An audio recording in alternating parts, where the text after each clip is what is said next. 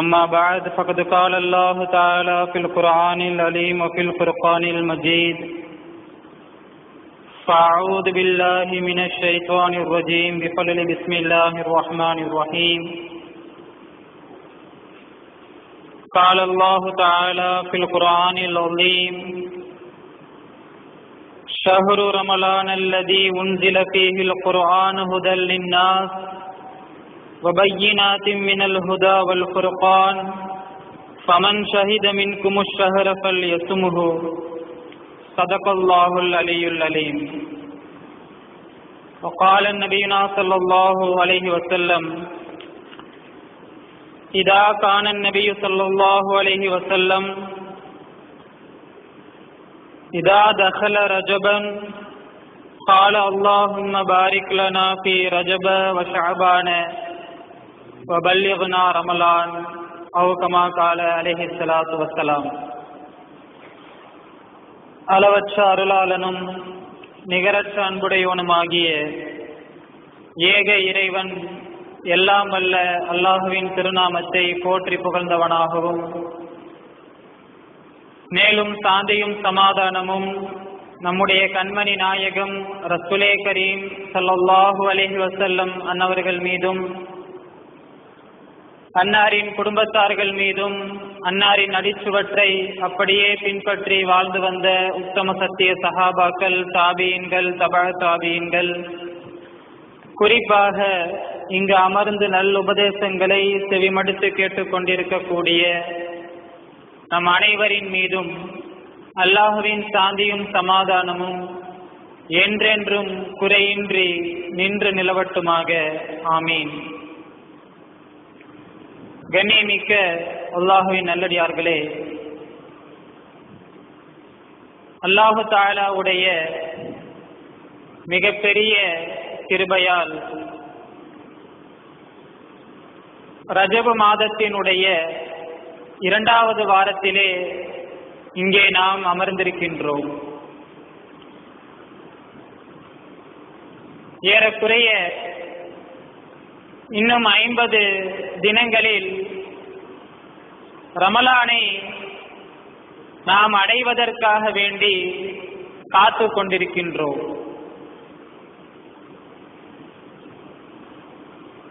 ஒவ்வொரு வருடமும் நம்மை ரமலான் கடந்து செல்கிறது. நம்முடைய ஆயுளில் இதுவரை பல ரமலான்களை நாம் பார்த்துவிட்டோம்.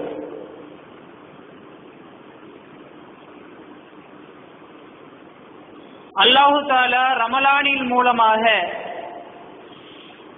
அந்த நோன்பின் மூலமாக நமக்கு என்ன பலனை கிடைக்கும் என்று சொல்லி இருக்கின்றானோ, அந்த பலன்களை எல்லாம் முழுமையாக நாம் அடைந்திருக்கின்றோமா என்பதை கொஞ்சம் யோசித்து பார்க்க வேண்டும்.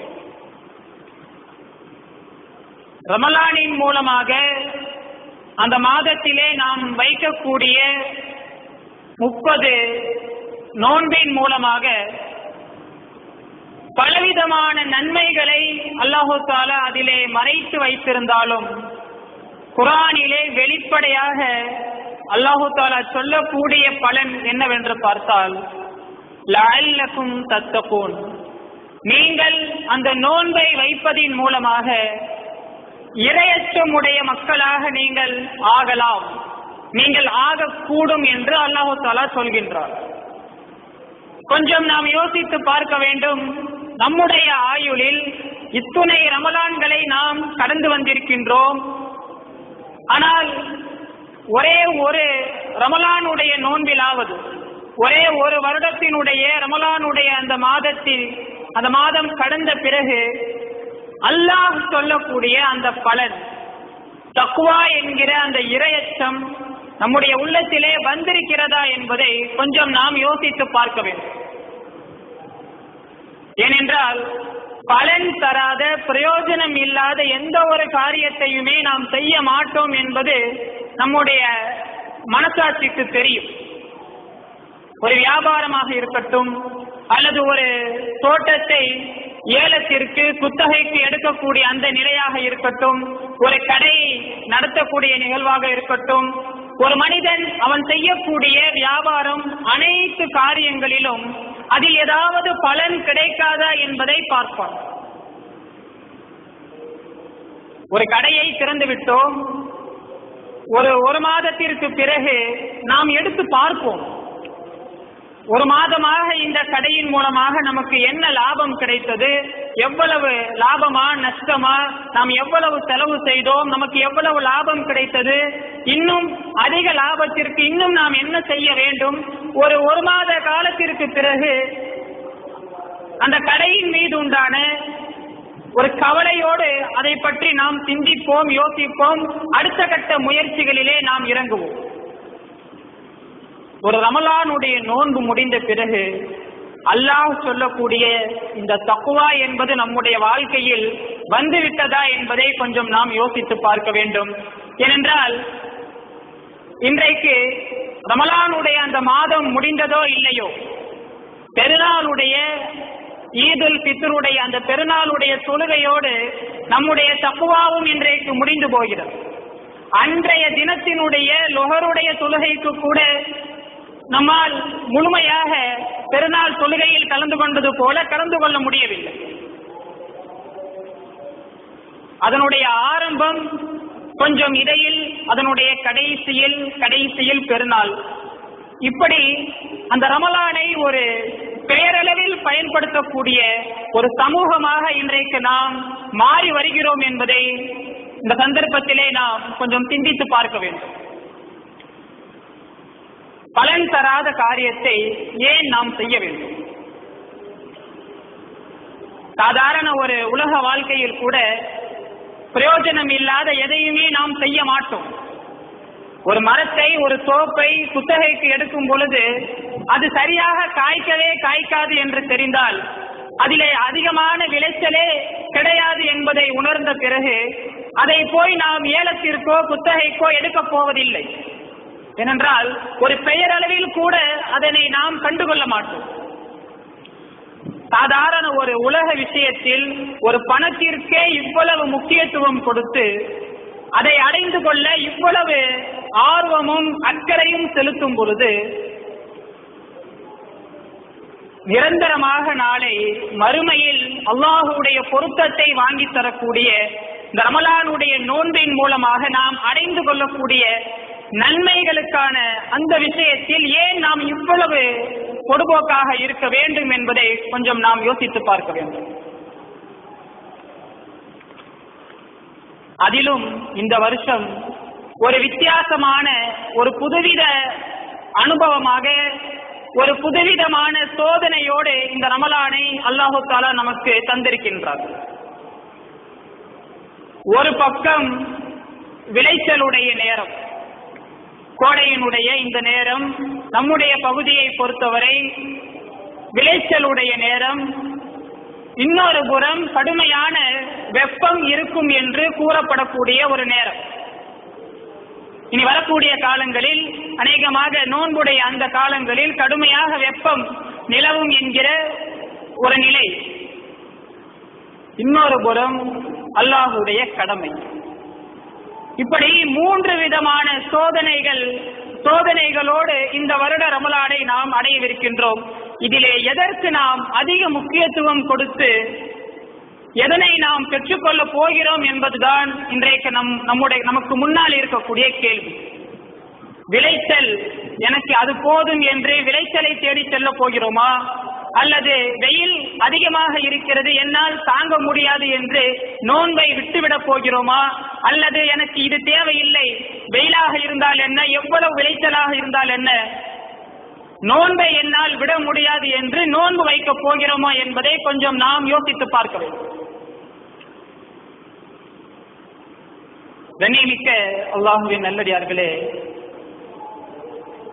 உலக பொருளாதாரத்திற்கான, நம்முடைய வாழ்வாதாரத்திற்கான அந்த சீசன்களோடு சேர்த்து அல்லாஹு தஆலா நன்மைகளை அறுவடை செய்யக்கூடிய சீசன்களையும் சேர்த்து அல்லாஹு தஆலா நமக்கு தருகின்றார்.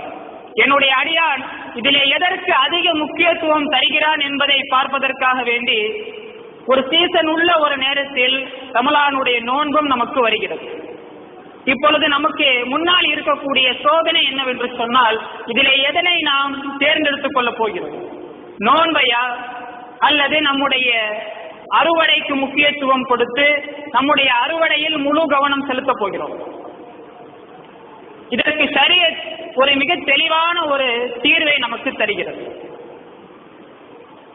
ஏனென்றால் நமக்கு மட்டும் இது போன்ற சூழ்நிலை ஏற்படவில்லை.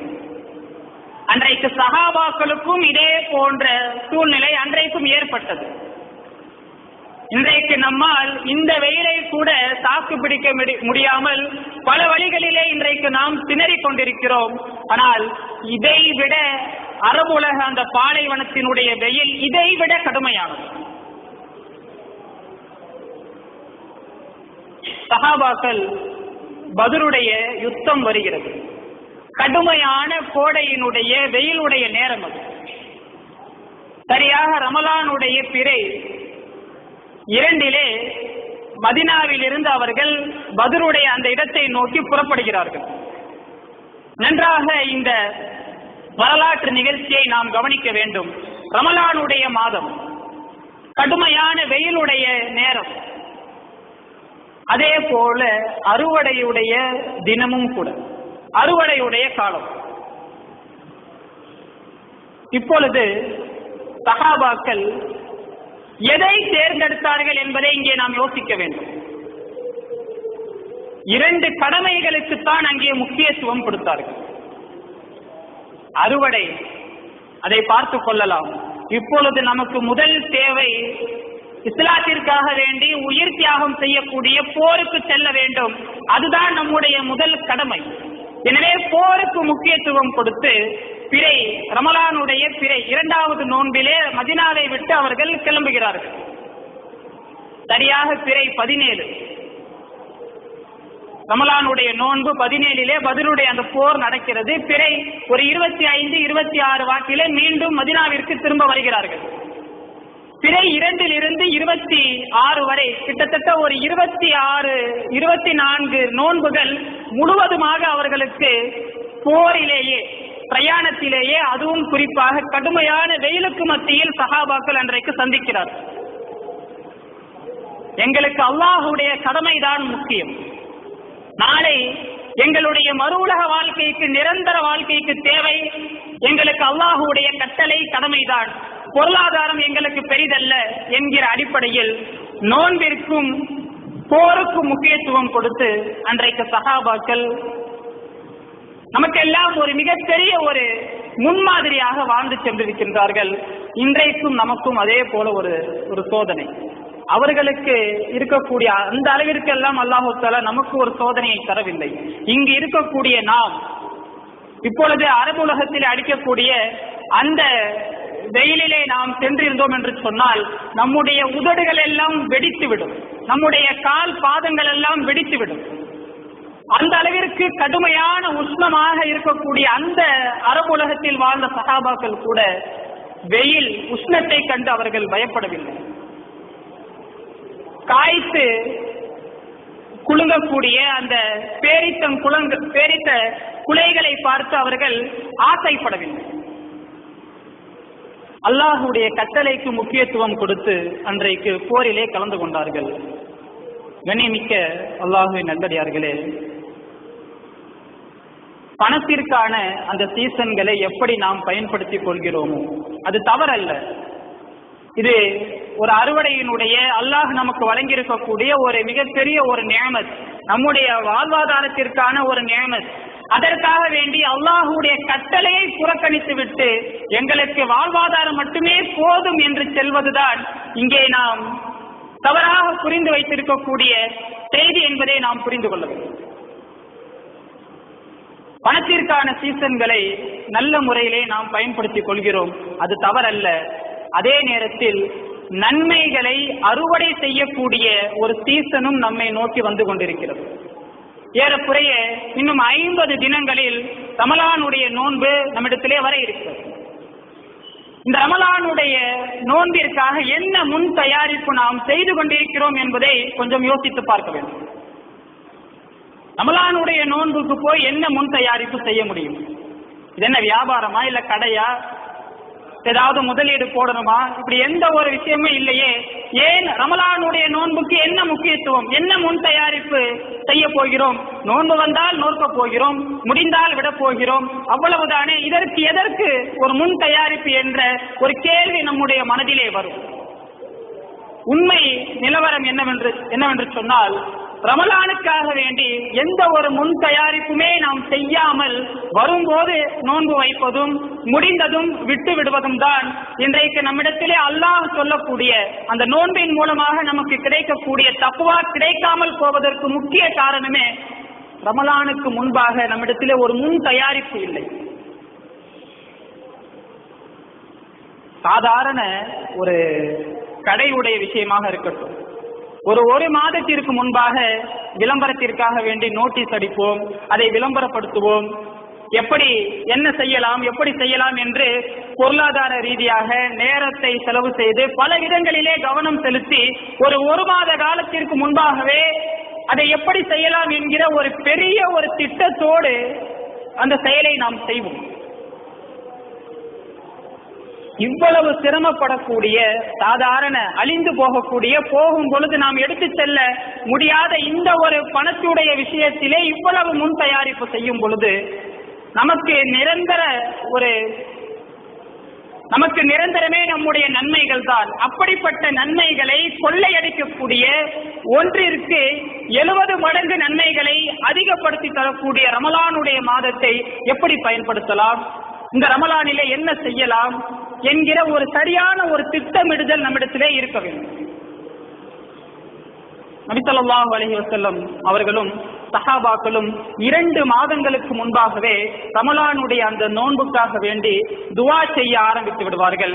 நபி அவர்களுடைய வளமை என்னவென்று சொன்னால், ரஜபுடைய மாதம் தொடர்ந்ததுமே, ரஜபுடைய மாதத்தில் நபி அவர்கள் நுழைந்ததுமே தங்களுடைய தொழுகையிலே துஆ செய்ய ஆரம்பித்து விடுவார்கள். அல்லாஹும்ம பாரிக் லனா ஃபீ ரஜப வ ஷஅபான, யா அல்லாஹ் எங்களுக்கு இந்த ரஜபிலேயும் இந்த அடுத்து வரக்கூடிய ஷஅபானுடைய மாதத்திலேயும் எங்களுக்கு பரக்கத்தை கொடு. ஏனென்றால் வபல்லிக்னா ரமலான், அடுத்து வரக்கூடிய மிக முக்கியமான மாதம் ரமலானுடைய மாதம், அந்த மாதத்தை அடைந்து கொள்ளக்கூடிய தௌஃபீக்கை எங்களுக்கு கொடு என்று 2 மாதங்களுக்கு முன்பாகவே சஹாபாக்களும் நபி ஸல்லல்லாஹு அலைஹி வஸல்லம் அவர்களும் துஆ செய்ய ஆரம்பித்து விடுவார்கள். இதை வெறுமனே ஒரு துஆவாக நாம் பார்க்க முடியாது. அந்த துஆவிற்குள்ளே நபி அவர்கள் ரமலானை அடைந்து கொள்ள வேண்டும் என்கிற அந்த ஆசை, அந்த ஆர்வம், ஒரு திட்டமிடுதல், எப்படியாவது ரமலானை அடைந்து கொள்ள வேண்டும் என்கிற அந்த ஒரு ஏக்கம், கவலை எல்லாமே இந்த ஒரே ஒரு துஆவிலேயே அடங்கி விடுகிறது. வெறுமனே ஒரு வெற்று வார்த்தையாக துஆவாக நாம் அதை பார்க்க முடியாது. எவ்வளவு கவலை இருந்தால், எவ்வளவு ஒரு ஆசை ஆர்வம் இருந்தால் 2 மாதங்களுக்கு முன்பாகவே நபி அவர்கள் அல்லாஹ்விடத்திலே துஆ செய்து அந்த ரமலானுடைய மாதத்தை அடைந்து கொள்வதில் அவ்வளவு கவனம் செலுத்தி இருப்பார்கள். இன்றைக்கு நாமும் அல்லாஹ்விடத்திலே அதிகமாக துஆ செய்ய வேண்டும். நம்முடைய ஒவ்வொரு நேர தொழுகைகளிலும் குறிப்பாக ரமலானுடைய நோன்பை அடைந்து கொள்வதற்காக வேண்டி அல்லாஹ்விடத்திலே முதற்கட்டமாக நாம் அதிகமாக துஆ செய்ய வேண்டும். இதுதான் நம்முடைய முன் தயாரிப்பினுடைய ஆரம்பம். இதுதான் அல்லாஹ்விடத்திலே துஆ செய்வது. இரண்டாவது என்னவென்று சொன்னால், இது குர்ஆன் இறங்கிய மாதம். ரமலானுடைய மாதம் என்பது குர்ஆன் இறங்கிய மாதம். அல்லாஹ் தஆலா சொல்கிறான், இந்த மாதத்தில் தான் உங்களுக்கு நேர்வழி காட்டக்கூடிய, சத்தியத்தையும் அசத்தியத்தையும் பிரித்து காட்டக்கூடிய குர்ஆனை நான் உங்களுக்கு இறக்கி கொடுத்தேன். யார் இந்த மாதத்தை அடைந்து கொள்கிறாரோ அவர் நோன்பு வைக்கட்டும் என்று அல்லாஹ் தஆலா குர்ஆனிலே ஆர்வமூட்டுகின்றான். ஆக இது ஒரு குர்ஆனை கௌரவிக்கப்பட்ட மிக முக்கியமான ஒரு மாதம். இரண்டாவது நாம் செய்யக்கூடிய முன் தயாரிப்பு என்ன தெரியுமா? குர்ஆனை கற்றுக்கொண்டு அந்த ரமலானில், வரக்கூடிய ரமலானில் ஒரு குர்ஆனாவது நான் ஓதி முடித்து விடுவேன் என்கிற ஒரு நியத்தை இப்பொழுதே வைக்க வேண்டும். பெரும்பாலும் இன்றைக்கு நாம் செய்யக்கூடிய தவறு என்னவென்று சொன்னால், ரமலானுக்கு முன்பாக எதையுமே நாம் தெரிந்து கொள்வதில்லை. ரமலான் வந்த பிறகுதான் எந்தெந்த சட்டங்களை எங்கே யாரிடத்திலே கேட்டுக்கொள்வது, நோன்புடைய சட்ட திட்டங்கள் என்ன, சஹருடைய நேரத்திலே உட்கார்ந்து கொண்டு டிவியை போட்டு அதிலே வரக்கூடிய பயானுடைய நிகழ்ச்சிகளை பார்ப்பது.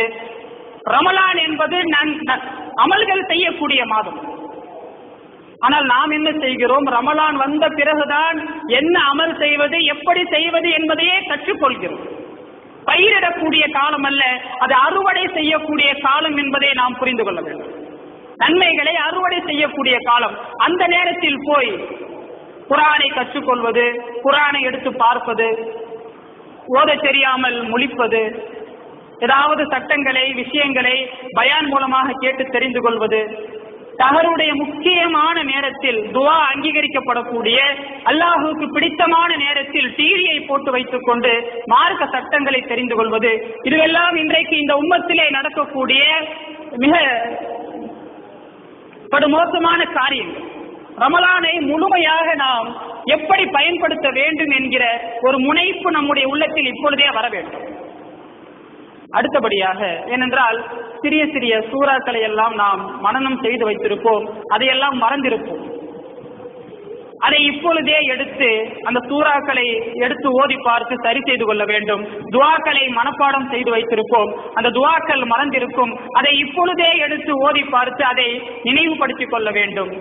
இது இரண்டாவது நாம் செய்ய வேண்டிய முன் தயாரிப்பு. அல்லாஹ்விடத்திலே துஆ செய்வது, குர்ஆன், துஆ, சூறாக்கள் போன்ற விஷயங்களில் இப்பொழுதே அதை கற்றுக்கொண்டு ரமலானில் நன்மையை மட்டுமே அறுவடை செய்ய ஒரு முன் தயாரிப்பு செய்வது. மூன்றாவதாக நாம் செய்யக்கூடிய மிக முக்கியமான காரியம் என்னவென்று சொன்னால், முன் தயாரிப்பு என்னவென்று சொன்னால், நம்முடைய குடும்பத்தார்களோடு சேர்ந்து கலந்து ஆலோசிக்க வேண்டும். இந்த வருடம் இந்த ரமலானை நன்மைகளால் எப்படியெல்லாம் அலங்கரிக்கலாம் என்கிற ஒரு ஆலோசனை செய்ய வேண்டும். ஒரு காலத்திலே மக்கள் அன்றைக்கு செய்தார்கள். நீ இவ்வளவு குர்ஆன் ஓதுகிறாய், நானும் இவ்வளவு குர்ஆன் ஓதுகிறேன், போட்டி போட்டுக்கொண்டு நீ தஹஜ்ஜத் சொல்கிறாய், நானும் தஹஜ்ஜத் சொல்லுவேன், திக்ருடைய மஜ்லிஸை எப்பொழுது வைத்துக் கொள்ளலாம், சஹருடைய நேரத்தில் எப்பொழுது தஹஜ்ஜத் சொல்லலாம், குர்ஆன் நீ எவ்வளவு ஓதுகிறாய், நான் எவ்வளவு ஓதுகிறேன் என்கிற ஒரு குடும்பத்திற்குள்ளே ஒரு நூறாணியத்தான ஒரு சூழ்நிலை அன்றைக்கு போட்டி போட்டுக்கொண்டு அன்றைக்கு குடும்பத்துக்குள்ளே அமல் செய்தார்கள். கலந்து ஆலோசித்து தங்களுக்குள்ளே நன்மைகளை பங்கிட்டுக் கொண்டார்கள். ஆனால் இன்றைக்கு குடும்பத்தார்களோடு நாம் என்ன ஆலோசனை செய்கிறோம்? இந்த ரமலானிற்கு எந்த கடையில் சென்று எங்கே சென்று துணி வாங்கலாம்? போத்தீஸிலே விலை கம்மியாக இருக்குமா, அல்லது போறதோட ஒரு காரை வைத்துக் கொண்டு போய் சென்னையிலே மொத்தமாக வாரி கொண்டு வந்து விடலாமா, அல்லது ஒட்டுமொத்த குடும்பத்திற்கும் எங்கேயாவது சூரத்திலே சென்று ஒட்டுமொத்தமாக வாரி கொண்டு வந்து விடலாமா என்பது போல குடும்பத்தோடு நாம் செய்யக்கூடிய ஆலோசனைகளை இங்கே பாருங்கள். எவ்வளவு ஒரு கண்ணியமான ஒரு மாதம். அந்த மாதத்தில் இன்றைக்கு இந்த உம்மத்துடைய மோசமான சூழ்நிலை என்னவென்று சொன்னால், அந்த மாதத்தில் தான் துணி எடுப்பது, அந்த மாதத்தில் தான் ஷாப்பிங் செய்வது என்கிற ஒரு மோசமான நிலைக்கு தள்ளப்பட்டு அந்த ரமலானுடைய ஆரம்பம் முதல் பெருநாள் வரை கடைகளிலும் நம்முடைய கவனம் முழுவதுமே துணிகளோடு இன்றைக்கு குடும்பத்தார்களிடத்திலே நாம் கலந்தாலோசித்துக் கொண்டிருக்கிறோம். கண்ணியமிக்க அல்லாஹ்வின் நல்லடியார்களே, குடும்பத்தார்கள் அதற்கு முன்பாகவே 2 மாதம் நமக்கு நேரம் இருக்கிறது. துணிமணி எடுக்கக்கூடிய அது தவறல்ல, அதுவும் நபி அவர்களுடைய சுன்னத்தான வழிமுறை. அதற்காக வேண்டி அல்லாஹுடைய பரலான கடமையை ஒதுக்கிவிட்டு நன்மையை செய்யக்கூடிய நேரங்களை ஒதுக்கிவிட்டு அதற்காக வேண்டி நேரம் செலவழித்து நாட்களை செலவழிப்பது என்பது அது மிகப்பெரிய ஒரு கைசேதம் என்பதை புரிந்து கொள்ள வேண்டும். அதற்கு முன்பாகவே துணிமணி எடுப்பதையெல்லாம் முடித்து வைத்துக் கொள்ளுங்கள். குடும்பத்தார்களோடு நல்ல அமல்களை எப்படி செய்யலாம் என்பதை மட்டுமே கலந்து ஆலோசிக்க வேண்டும். நான்காவதாக நாம் செய்ய வேண்டியது, இதுவும் ஒரு வகையில் முக்கியம்தான், நம்முடைய உடல் நல முன்னேற்றத்திலே உடலை ஆரோக்கியமாக வைத்துக் கொள்வதில் கூடுதல் கவனம் செலுத்த வேண்டும். இன்றைக்கு பெரும்பாலும் நாம் சொல்லக்கூடிய காரணம் என்ன தெரியுமா?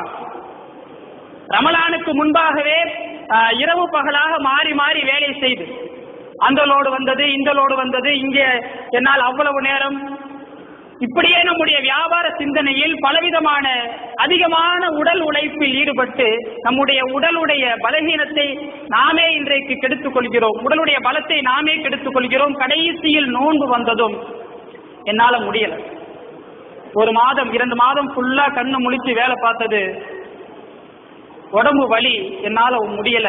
அல்லாஹ் தான் குர்ஆன்லயே சொல்லியிருக்கானே, நோன்பை விட்டுக் கொள்ளலாம், உடம்பு முடியலன்னா விட்டுக்கலாமே, அனுமதி இருக்கே என்று இன்றைக்கு நாம் சட்டம் பேசிக் கொண்டிருக்கிறோம். இந்த சட்டம் யாருக்கு என்பதை இன்றைக்கு நாம் புரிந்து கொள்ள வேண்டும்.